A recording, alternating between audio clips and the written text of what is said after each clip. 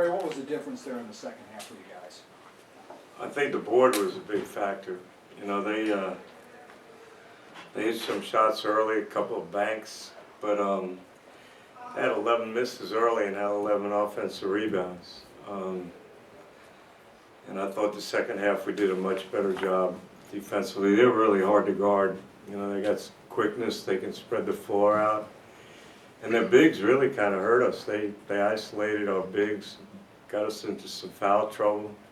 But we just made some plays down the stretch. Nick was great, you know, on both ends. Sterling came up, some unbelievable plays. Marcus had a second half like he's capable of playing. But we made plays. You know, Shake makes a big pass at the end of the game. We get a layup. But the biggest thing is I think we matched their energy second half. When I looked up at the score and saw we're tied at halftime, I was in a state of shock. And then, you know, when we got back in the game and looked like we had a chance to take control, Dotson hits the front of the rim, goes way up and goes in. I thought, well, maybe this is not our night, but again, we made plays. Was the difference in rebounding simply effort and hustle as opposed to taking different angles or a different approach to the boards? No, we didn't block out. Simple as that. And then we got hurt on the weak side board when our bigs had to come over to help. You know, we didn't get our guards, you know, Shake a few times, got a crack back. But, you know, you had to come help. You know, the kid's so quick getting to the rim, and they space you out so well that it's, when you do go to help, they're smart enough to send shot blockers, man, to the board. And we got punished by that, and then we didn't hold our blockouts early, and the long rebounds, they were back tipping. And then even on missed free throws, they got some back. But the effort at second half was what won the game. And halftime, Nick was talking to our team about, hey, let's enjoy this, you know, because pressure happened when we got a ruling. You know, there's no pressure now. Now's time just to have fun, you know, and play hard for our seniors.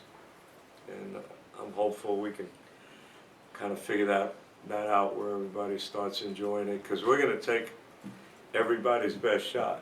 I never thought we'd be a big game for people. No, when I'm at UCLA or Kansas or North Carolina, you kind of know, and that's their DNA, and they thrive on that.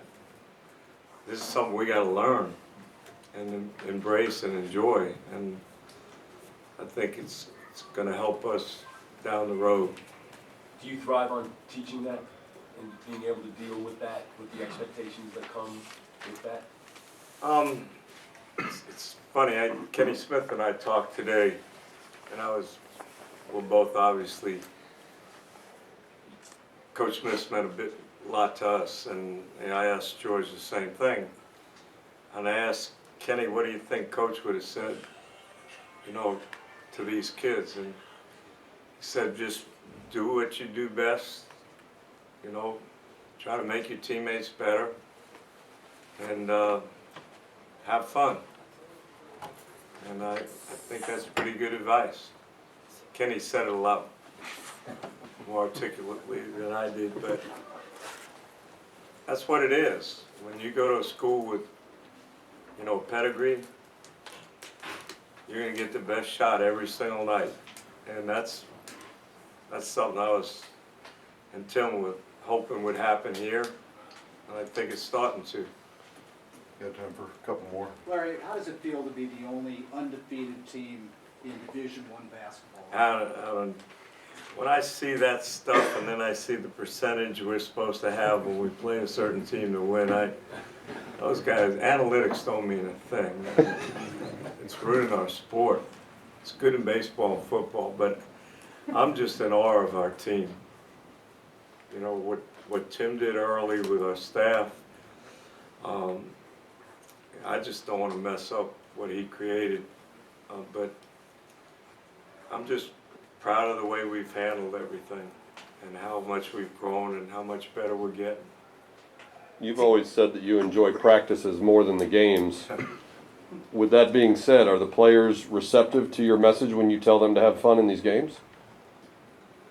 I don't know. A few of them look like it's tough. A freshman putting a little pressure on themselves, but one, we haven't been able to practice.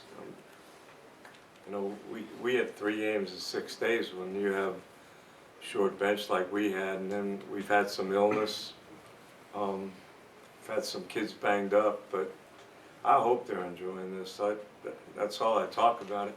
You know, following Tim, you know, Tim's a good guy. I'm the devil. So I had to come in here, you know, after 9 games and kind of, you know, get myself involved and not, you know, not put any pressure on guys and be a nice person and be a cheerleader. I'm trying real hard. But again, I don't think any coach could be any prouder of a group of people than I am of this group. Coaches, players, fans. It's been amazing. Anything else? Coach, you just mentioned the message is almost as simple as. Pardon me, When you just mentioned the message is almost as simple as just have fun, but with all the fighting back in games you had to do recently, does it really feel that easy, in a sense? I don't know. I mean, if you're competitive, you enjoy moments like that. You know, Coach Smith wrote on the board, and I've done it ever since I've been coaching. Play hard, play together, play smart, have fun. And I asked him one time when I was a young coach, would you mind if I said it'd be nice if we defended and rebounded? So he allowed me to do that, but that's the message. You know, if you ask kids what the most fun they've ever had in their lives playing basketball, they'd either tell you high school or college. So we got to get that message across.